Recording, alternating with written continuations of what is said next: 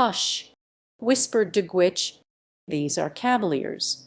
"Yes, 3 on horseback, and 3 who have dismounted." "Can you see what they are doing?" "Yes, they appear to be searching a wounded or dead man. It is some cowardly assassination," said de Guiche. "They are soldiers, though," resumed de Bragelonne. "Yes, skirmishers, that is to say, highway robbers." "At them!" cried Raoul. "At them!" echoed de Guiche. "Oh, gentlemen, gentlemen, in the name of Heaven!" cried the poor tutor. But he was not listened to, and his cries only served to arouse the attention of the Spaniards.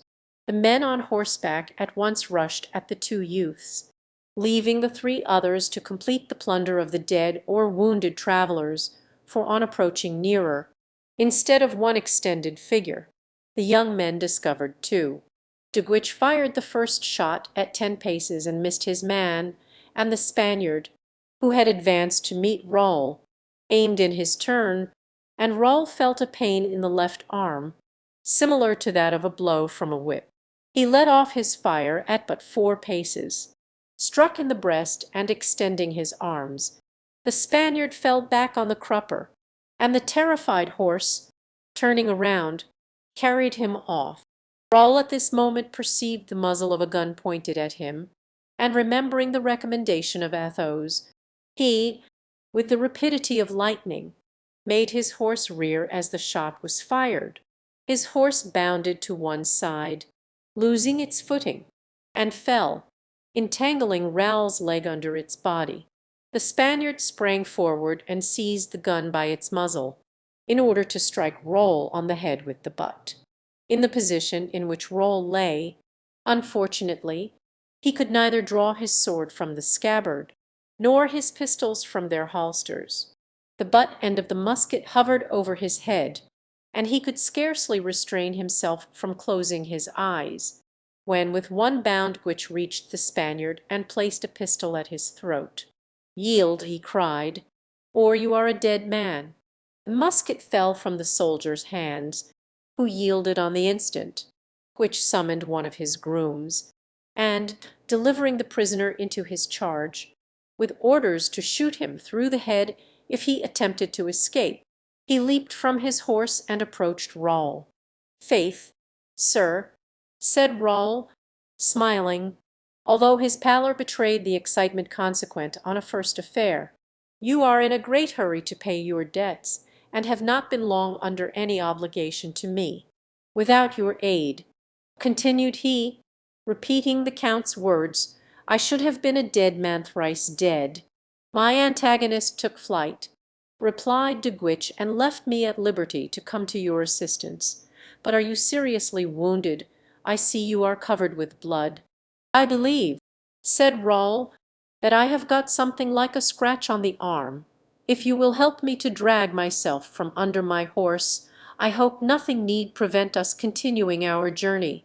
Monsieur Dorminges and Olivain had already dismounted, and were attempting to raise the struggling horse. At last Raoul succeeded in drawing his foot from the stirrup and his leg from under the animal, and in a second he was on his feet again. "Nothing broken?" asked de Guiche. "Faith, no, thank Heaven," replied Raoul. "But what has become of the poor wretches whom these scoundrels were murdering?" "I fear we arrived too late. They have killed them, I think, and taken flight. Carrying off their booty, my servants are examining the bodies. Let us go and see whether they are quite dead, or if they can still be helped," suggested Raoul. "Olivain, we have come into possession of 2 horses, but I have lost my own. Take for yourself the better of the 2, and give me yours." They approached the spot where the unfortunate victims lay. Chapter XXXI. The Monk. 2 men lay prone upon the ground, one bathed in blood and motionless, with his face toward the earth. This one was dead. The other leaned against a tree, supported there by the 2 valets, and was praying fervently, with clasped hands and eyes raised to heaven.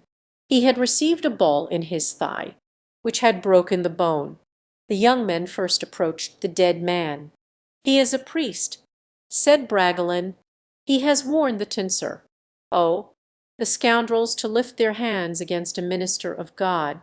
"Come here, sir," said Urban, an old soldier who had served under the Cardinal Duke in all his campaigns. "Come here. There is nothing to be done with him, whilst we may perhaps be able to save the other." The wounded man smiled sadly. "Save me? Oh, no," said he, "but help me to die, if you can." "Are you a priest?" asked Raoul. "No, sir. I ask, as your unfortunate companion appeared to me to belong to the church. He is the curate of Bethune, sir, and was carrying the holy vessels belonging to his church, and the treasure of the chapter, to a safe place, the prince having abandoned our town yesterday, and as it was known that bands of the enemy were prowling about the country, no one dared to accompany the good man, so I offered to do so. And, sir," continued the wounded man, "I suffer much and would like, if possible, to be carried to some house where you can be relieved," asked De Guiche. "No, where I can confess, but perhaps you are not so dangerously wounded as you think," said Raoul. "Sir," replied the wounded man, "believe me, there is no time to lose. The ball has broken the thigh bone and entered the intestines.